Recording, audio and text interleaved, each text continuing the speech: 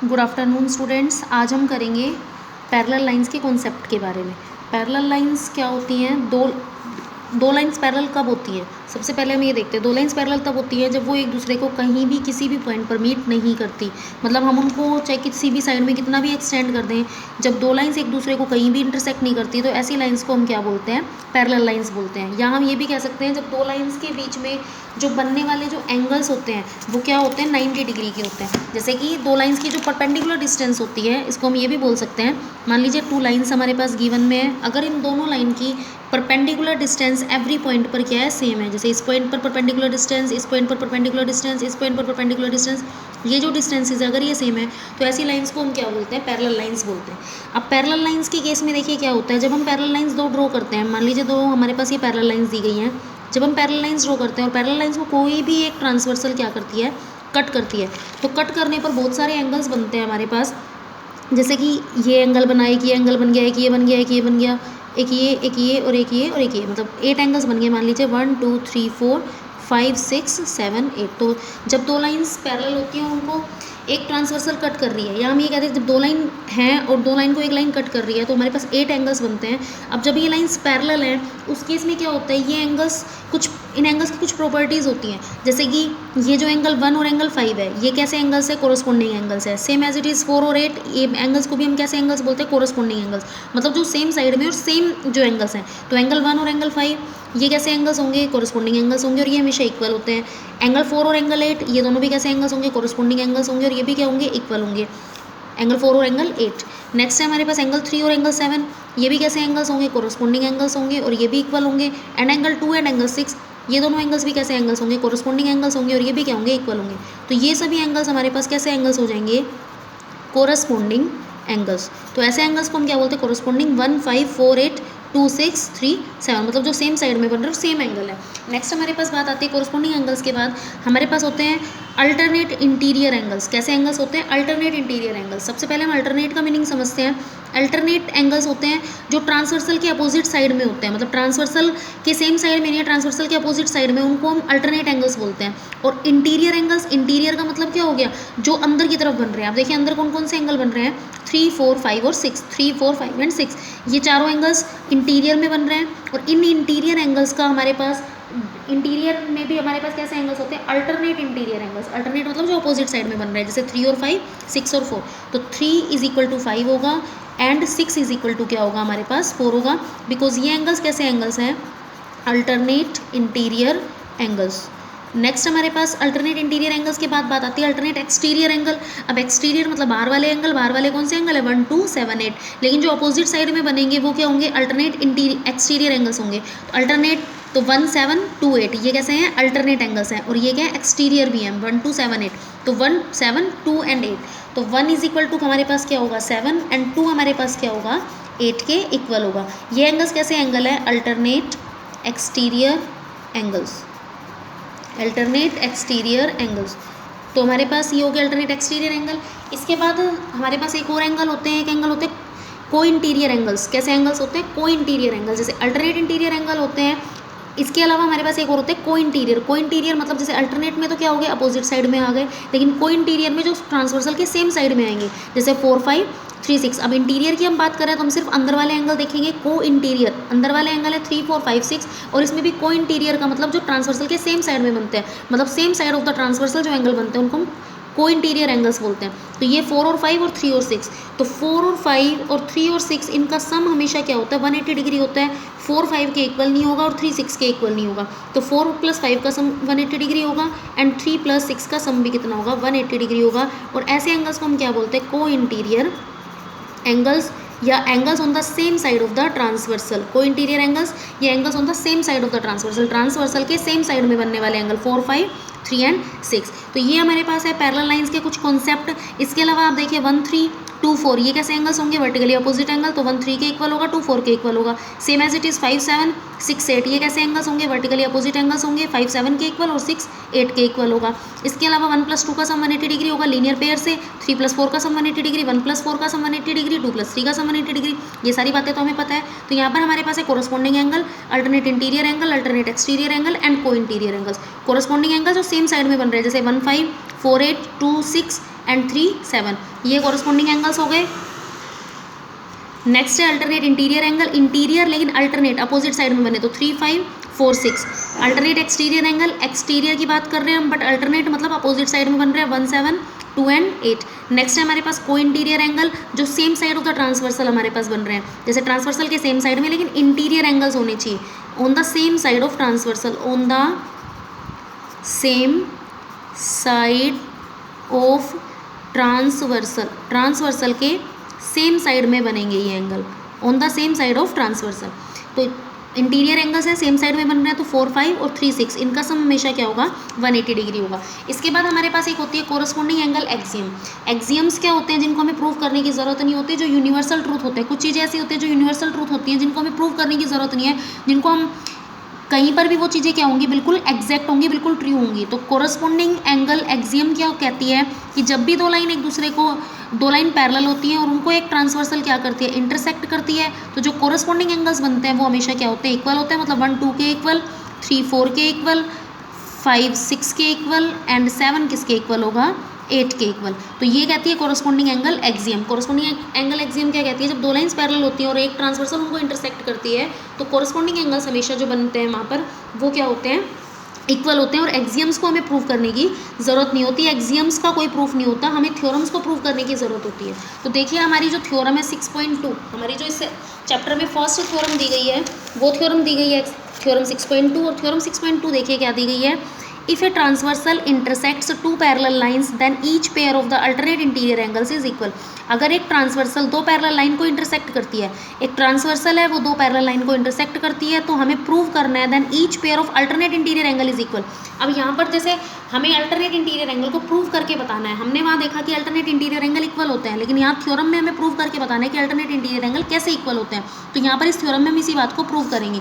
देखिए कैसे प्रूव करेंगे हम, हमें गिवन क्या है, 2 लाइन्स दी गई है A B and C D और दोनों लाइन आपस में क्या है पैरेलल है एंड टी जो है इनकी एक ट्रांसवर्सल है। तो हमने यहाँ पर गिवन यही लिखा है A B and C D are 2 parallel lines and T is a transversal.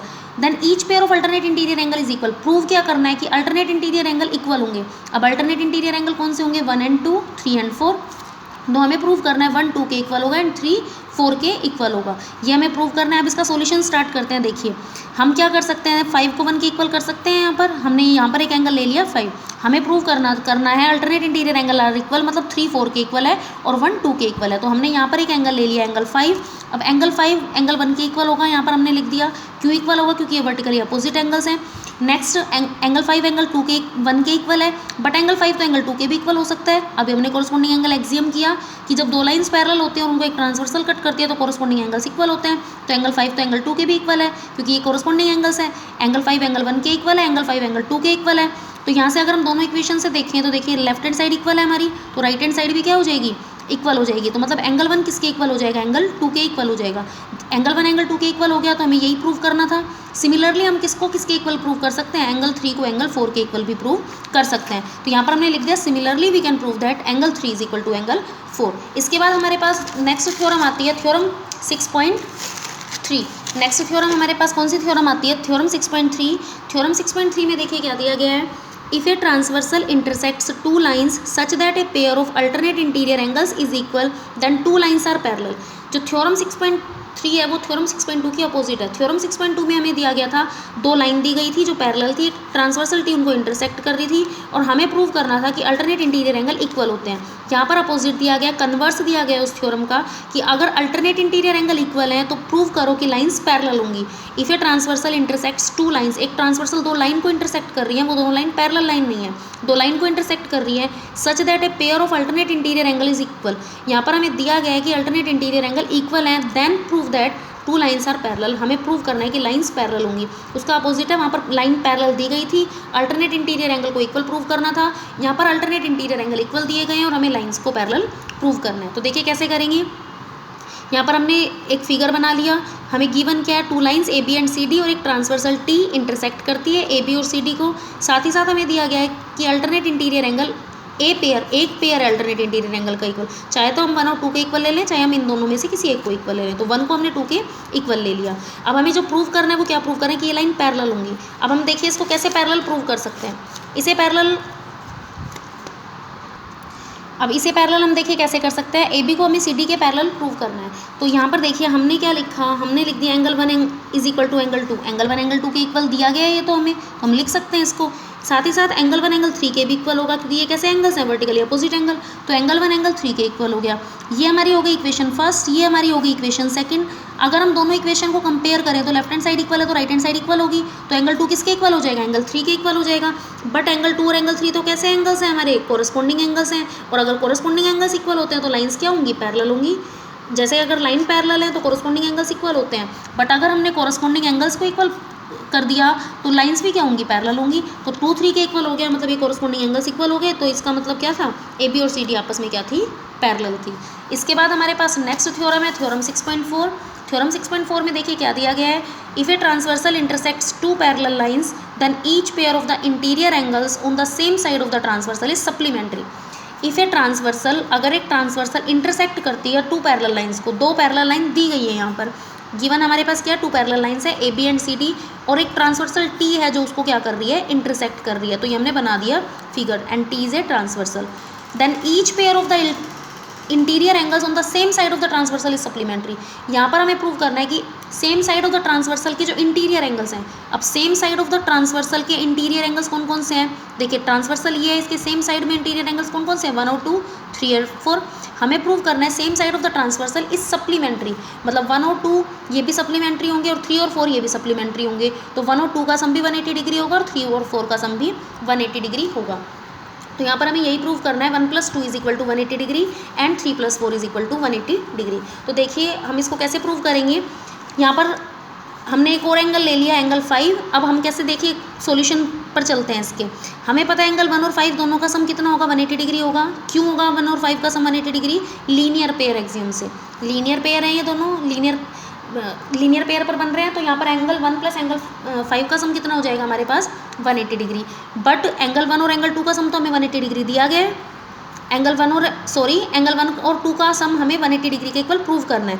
Angle 5 और एंगल 1 का सम हमने 180 डिग्री ले लिया, but angle 5 is equal to angle 2, angle 5 तो एंगल 2 के इक्वल होगा, क्योंकि लाइंस अगर पैरेलल हैं और उनको एक ट्रांसवर्सल इंटरसेक्ट करती है तो कोरस्पॉन्डिंग एंगल्स इक्वल होते हैं। तो एंगल 5 किसके इक्वल है, एंगल 2 के इक्वल है। हमारे पास क्या थी equation, angle 1 + angle 5 is equal to 180 degree, but angle 5 angle 2 के इक्वल होगा, क्योंकि कोरस्पॉन्डिंग एंगल एक्सियम है हमारी। तो अब देखिए हम यहाँ पर 5 की जगह हम 2 पुट कर सकते हैं, क्योंकि एंगल 5 एंगल 2 के इक्वल है। तो हम 5 की जगह क्या पुट कर देते हैं, 2 पुट कर देते हैं। तो इसका मतलब एंगल 1 + एंगल 2 का सम भी हमारे पास कितना हो गया, 180 डिग्री हो गया। अब अगर एंगल 1 + एंगल 2 का सम 180 डिग्री हो गया, तो similarly we can prove that angle 3 + angle 4 is equal to 180 degree. यहाँ पर हमने क्या किया, हमने 1 + 5 का सम 180 डिग्री ले लिया लीनियर पेयर से। 5 2 के इक्वल था, क्यों, क्योंकि ये लाइंस पैरेलल दी गई हैं क्वेश्चन में। इंटरसेक्ट टू पैरेलल लाइंस, एक ट्रांसवर्सल दो पैरेलल लाइन को इंटरसेक्ट करती है, मतलब लाइंस पैरेलल गिवन है। तो लाइंस पैरेलल है तो 5 2 के इक्वल होगा। अब हमने 5 को यहाँ पर इस इक्वेशन में 5 को 2 से रिप्लेस कर दिया, तो angle 1 + 2 is equal to 180 degree हो जाएगा, और 1 और 2 180 डिग्री हो गए। तो हमें यही प्रूव करना था, और सिमिलरली हम प्रूव कर सकते हैं angle 3 + angle 4 is equal to 180 degree. Next हमारे पास आता है इसी का थ्योरम 6.5। थ्योरम 6.5 हमारे पास थ्योरम 6.4 की कन्वर्स है। देखिए थ्योरम 6.5 में क्या दिया गया है, if a transversal intersects two lines such that a pair of interior angles on the same side of transversal is supplementary then the two lines are parallel. मतलब उसका अपोजिट है, वहाँ पर लाइंस पैरेलल दी गई थी 6.4 में, ये दोनों लाइंस पैरेलल दी गई थी 6.4 में। और हमसे क्या पूछा गया था कि ये बताओ कि 1 + 2 का सम 180 डिग्री होगा एंड 3 + 4 का सम 180 डिग्री होगा।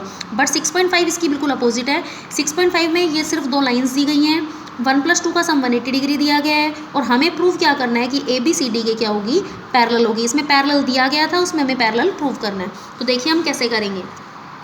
हमें गिवन है 2 lines A B and C D and T is a transversal, T एक ट्रांसवर्सल दी गई है, और हमें एक चीज़ और भी दी गई है, एंगल 1 + 2 का सम 180 डिग्री। देखिए अगर एक ट्रांसवर्सल दो लाइन को इंटरसेक्ट करती है such that a pair of interior angles, इस तरह से इंटरसेक्ट करती है कि एक पेयर इंटीरियर एंगल्स का क्या है, 180 डिग्री है, जो सेम साइड ऑफ ट्रांसवर्सल बन रहे हैं। Such that a pair of interior angles on the same side of the transversal is supplementary, इन दोनों का सम 180 डिग्री के इक्वल है। तो प्रूव करो लाइन पैरेलल होंगी। अब लाइन को पैरेलल हम कैसे प्रूव कर सकते हैं, देखिए हम यहाँ पर क्या करेंगे, एंगल 1 + एंगल 2 का सम हमें 180 डिग्री दिया गया है, हम इसको लिख सकते हैं एज इट इज़।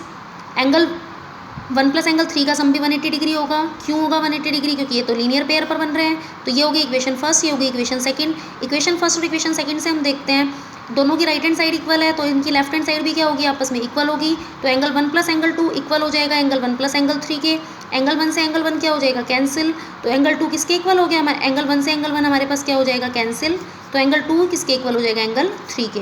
अब एंगल 2 अगर एंगल 3 के इक्वल हो गया तो ये दोनों एंगल्स तो कैसे एंगल्स हैं, कोरस्पॉन्डिंग एंगल्स हैं। ये दोनों एंगल्स कैसे एंगल्स हैं, कोरस्पॉन्डिंग एंगल्स हैं, but these are the corresponding angles. तो लाइंस क्या हो जाएंगी, आपस में पैरेलल हो जाएंगी। मतलब अपोजिट हम प्रूव कर सकते हैं, अगर लाइंस पैरेलल हैं तो कोरस्पॉन्डिंग एंगल्स इक्वल होते हैं, अगर कोरस्पॉन्डिंग एंगल्स इक्वल है तो लाइंस भी क्या होंगी, पैरेलल होंगी। नेक्स्ट इसकी लास्ट थ्योरम, थ्योरम 6.6।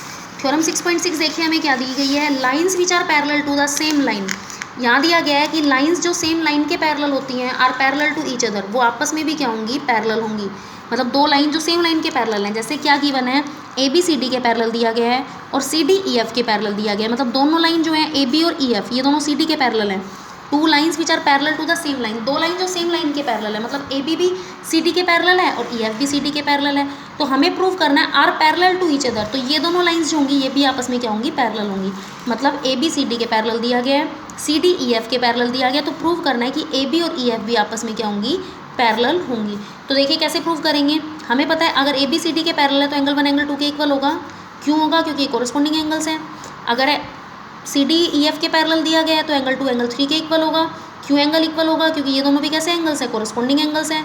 अब एंगल 1 एंगल 2 के इक्वल होगा क्योंकि ए बी और सी डी पैरेलल है, एंगल 2 एंगल 3 के इक्वल होगा क्योंकि सी डी और ई एफ पैरेलल है। तो इसको हमने इक्वेशन फर्स्ट मान लिया, इसको इक्वेशन सेकंड मान लिया। अब इक्वेशन फर्स्ट और इक्वेशन सेकंड को कंपेयर करते हैं। देखिए 1 2 के इक्वल 2 3 के इक्वल, इसका मतलब 1 और 3 भी इक्वल हो जाएंगे आपस में। 1 2 के इक्वल है और 2 3 के इक्वल है, तो ये दोनों साइड हमारे पास सेम आ गई ना, तो 1 और 3 भी क्या हो जाएंगे, इक्वल हो जाएंगे। अगर 1 और 3 इक्वल हो गए तो ये दोनों तो कैसे एंगल्स हो गए, कोरस्पॉन्डिंग एंगल्स हो गए। 1 और 3 कैसे एंगल्स है, कोरस्पॉन्डिंग एंगल्स है, ए बी और ई एफ के। तो यहाँ पर हमने ये प्रूव कर दिया कि ए बी भी किसके पैरेलल होगा, ई एफ के पैरेलल होगा। इसका मतलब जब दो लाइन सेम लाइन के पैरेलल होती है तो वो आपस में भी क्या होती हैं, पैरेलल होती हैं। तो ये थी हमारी थ्योरम 6.1 टू थ्योरम 6.6।